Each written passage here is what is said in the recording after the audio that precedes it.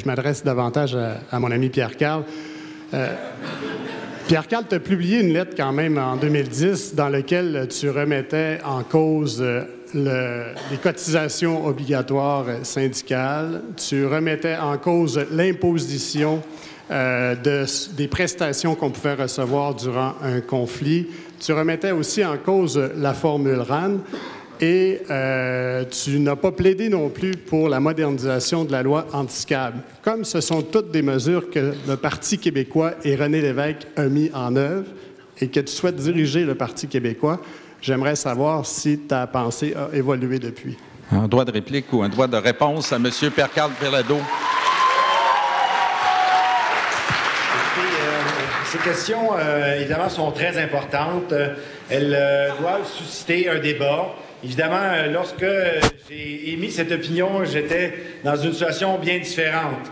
Alors, ce qui m'apparaît important, et Dieu sait si aujourd'hui, effectivement, nous nous sommes donné des nouveaux outils, comme notamment des fonds de travailleurs, que ce soit celui de la FTQ ou celui de la CSN.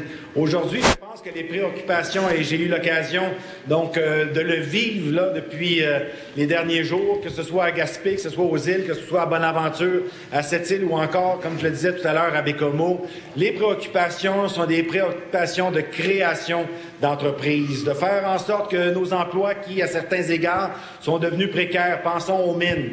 Il faut avoir un schéma industriel, un véritable plan industriel de création d'entreprises, stimuler la création des PME et le faire en adéquation et dans l'intérêt mutuel des organisations syndicales, des employés, de l'économie du Québec et de ceux et celles qui vont financer les efforts collectifs.